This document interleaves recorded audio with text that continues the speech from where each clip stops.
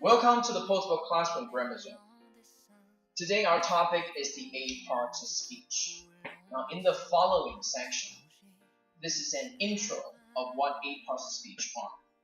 Now without further ado, let's take a look at the 8 parts of speech in the English language. What are the 8 parts of speech? Now I group the 8 parts of speech into 3 different categories, into 3 different groups. Now the reason why I put some of them in the same group is because they are interrelated. Now first, let's look at the first group of the 8 parts of speech.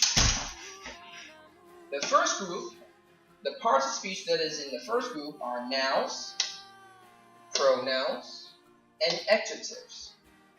The reason why I put them together, just like what I said before, they are interrelated. First, let's look at nouns. What are nouns? Now, by definition, we know that nouns are names of different things. So, nouns are names. What kind of names are we talking about? We're talking about names like this. Obviously, it's a person's name, so names of people. How about a dog? That is not the name of a person. It's a name of an animal. So, nouns can also be names of different animals.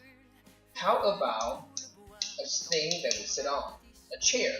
That is not an animal, that is not a person, it is a thing. So we know that nouns can also be names of different things. And then last, nouns can also be names of different ideas. For example, capital. Listen, this is a name of an abstract idea. So nouns can also be names of ideas. So now we know that nouns are names of people, animals, things, and ideas. So these are nouns. What if I get tired of speaking the same noun over and over again? What do I do? Well, easy. We use the second one, which is called the pronoun. Now, by definition, pronoun it's kind of like a noun, but it takes the place of a noun. For example, if I say, James sings well. James is a good singer. Now look at these 2 sentences. Both of them are talking about the same person by the name of James. And there's no need for us to repeat his name again. So, when we mention the third person or the same thing for the second time, we can use a pronoun to replace the noun. James, the pronoun for James is he. So when it's the second time that we mention the same thing or the same person, we can say, he is a good singer.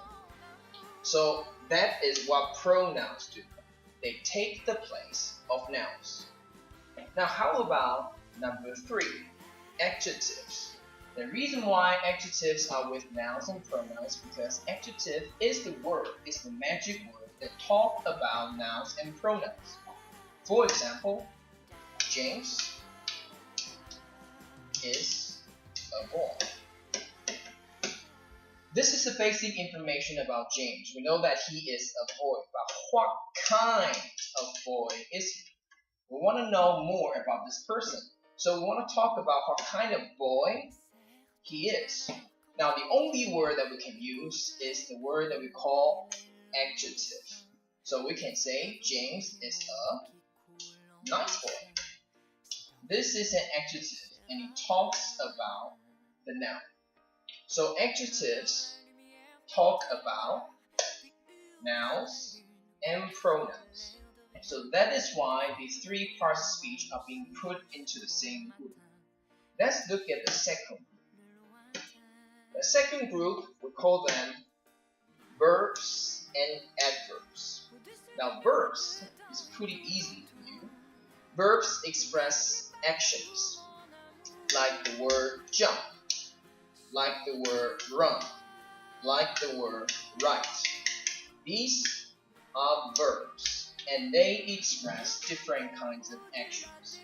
And just like the previous group, remember, nouns and pronouns are almost the same. Adjective is the word that talks about nouns and pronouns. In this group, adverb is the word that talks about verbs. So by definition, adverb are words that talk about verbs, phrases, and sentences. So for example, like the previous sentence, James sings. We know that he sings, but we want to know how well he can sing. So we need an adverb over here. So we will say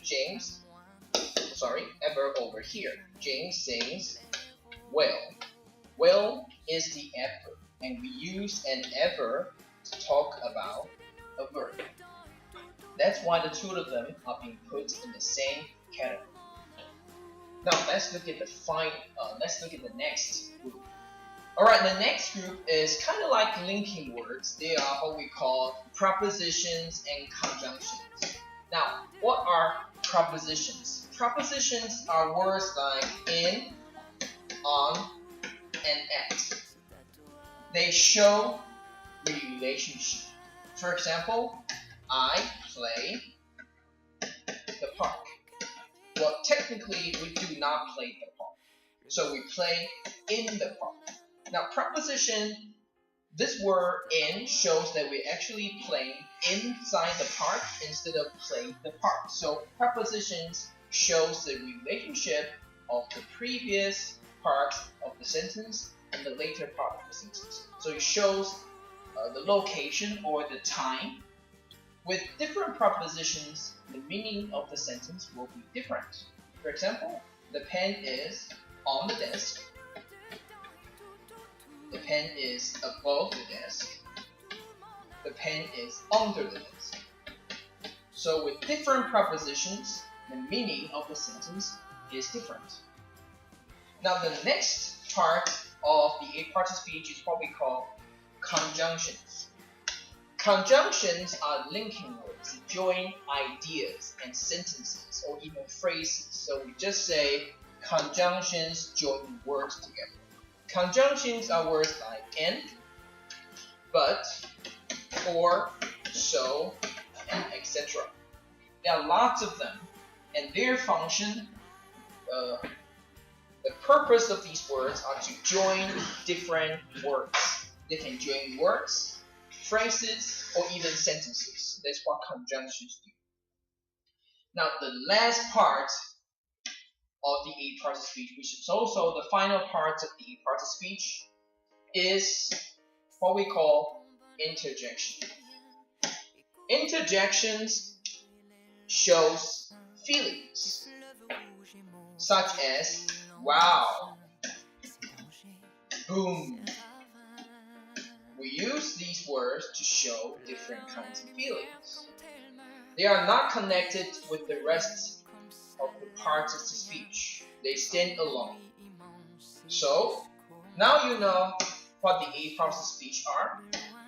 Nouns, pronouns, and adjectives, they are in the group. Verbs and adverbs, they are also in the group. Prepositions and conjunctions, they are in the same group. Interjections stand alone because they show feelings. That's it. That's our basic intro to the 8 parts of speech in English.